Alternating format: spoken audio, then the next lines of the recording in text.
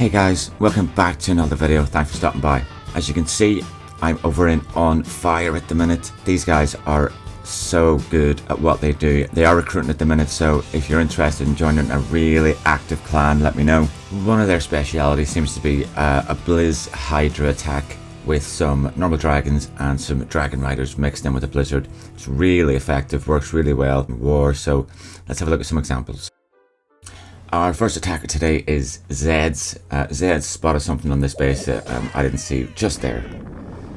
Nice little gap in the base. Don't think that was intentional at all. If it was a very stupid thing to do. So nice easy spot for the blizzard to go in right next to that town hall. That's exactly what he does. Rages the blizzard up as soon as those blizzards come out. Then those fizzy spells are going to make sure that nothing that touches them, so they can get that town hall down and everything else around that little area too. So really nice spot there, Zeds. Well done.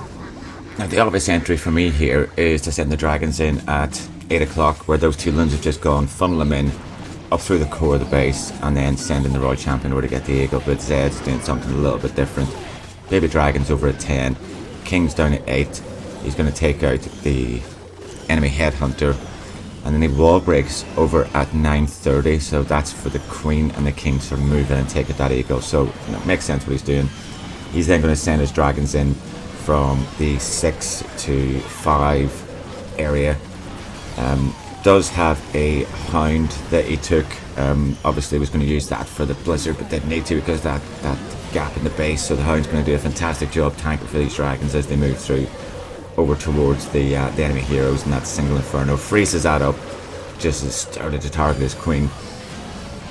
Finds the tornado trap, so uses the warden ability and a rage just to try and get everything through that, because all that's over by that enemy queen was the dragon rider and his royal champion, and let's be honest, neither of those were going to affect the enemy queen, so had to do something drastic. But everything's moving through quite nicely at this stage.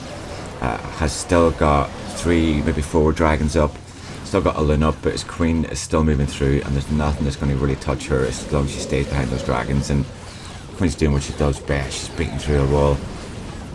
But as the dragons move through now, with that expo on ground, and still had that freeze to freeze up the wizard tower and the air defense, well, there's nothing left in this base to stop them at all. Really nice spot, seeing that gap in the base next to the town hall. I bet this guy, number 12, I guess his name is kicking himself for not realising that gap was there. I have no idea why it was, because it doesn't look like a brand new town hall 14, you know, where he's copied the base from someone else. But anyway, sucks to be him right now. Nice 3-star from Zeds. Well done, buddy. Next one in, we have Socrates, another Blizzhydra. So this time we are going to get to see the blizzard taking advantage of that lava hound. So loons and lava hound in at 3:30, straight in towards the town hall. The blizzard is moving in and it's going to make it the whole way through. Fantastic. Does make the town hall invisible accidentally the first time, but not the end of the world. Recovers really well. Wizards are then going to start taking out the town hall, and they turn round. They're going to get that enemy queen and the grand warden altar as well. So fantastic job there. Oh no, they don't get the enemy queen. They just moved away from her because they made her invisible. So she's still standing, and there is an enemy lava hound still standing, but that's not really going to do anything. His queen will make short work of that as soon as it moves across to take on his king over at 2:30. So heroes now, you can see they're going to be responsible for wrapping round clockwise in the space and taking out everything. He's going to wall break, I'm guessing, into that bottom scattershot compartment. Yes, he does. Nicely done. So a couple of dragons down towards 6 o'clock. They're going to cut the rest of that funnel, because he's going to send everything straight in towards that enemy king scattershot into the core towards the eagle. Does mean he is going to end on the single inferno scattershot compartment, but still got 3 freezes, so should be okay with that. If you notice, Socrates doesn't have max pets yet, so you can see even without max pets, this attack strategy, as long as you get that blizzard correct, It's fantastic. I can take out pretty much any base. But there's the Grand Warden's ability using the core so that everything gets through that enemy queen. The enemy Royal Champion, she's standing there. She's just waiting for those dragons to move across. Now she'll do a lot of damage to dragon riders, but our dragons will take her out in seconds, no problem at all. That's the second to last freeze down now, just to stall up that single inferno so that the loons and everything else can get across to it. Air defense is left up over at 9 o'clock. Freezes the archer tower, was trying to freeze the archer tower, and that scatter shot, but just missed it. Doesn't matter though.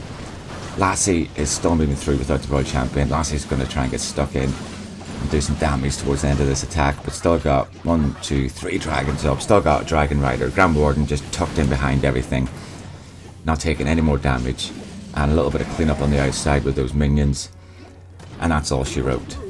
20 seconds left. There's literally 5% left in the base. Nice 3-star from Socrates. One thing I would say about these Blizzard attacks is if you're not 100% confident about getting that blimp to the town hall, don't do it. If you mess that bit up, it ain't going to be nice. And then our final hit is from our illustrious leader. So this is one of Forge's other accounts, Neutralizer. I thought, do you know what, I'm always showing Town Hall 14, let's get a Town Hall 13 hit in there somewhere. So he's already started off just trying to look for some Seeking Air Mines over at the right hand side. Now the Blizzard coming in straight in front of that Town Hall. So easy because there's so little damage around it. Wizards are going to take that out so quickly as well. Here we go, we're a few seconds in already, we're at nearly 15% of the base done, and that's just from the blimp and those super wizards. Nice job. You can see again, it's exactly the same as the last two. Just cutting that funnel. The heroes now, they're going to be responsible for moving around clockwise. It's going to be exactly the same as the last time. Just want to try and make sure that there's the right area for those dragons to move into. So the Queen's going to take out those lava pups. The King's just taking out one building after another. Going to wall break them in to try and get them to go into that air defense and then further into the base. But with only one wall breaker, it was just a little bit too high. If he dropped it a little bit lower, it could have got the adjoining wall between the air defense and the archer tower, but it doesn't matter. The dragons, they're going to do the rest of the work for him. His Queen now, she's just about to go down if he doesn't move her soon. Yes, oh no, she walks straight back into the path of that single inferno. Just like my Queen, absolute bloody idiot. But here we go with the rest of the dragons, and the Dragon Riders already moving towards the Eagle, already taking out the enemy Queen.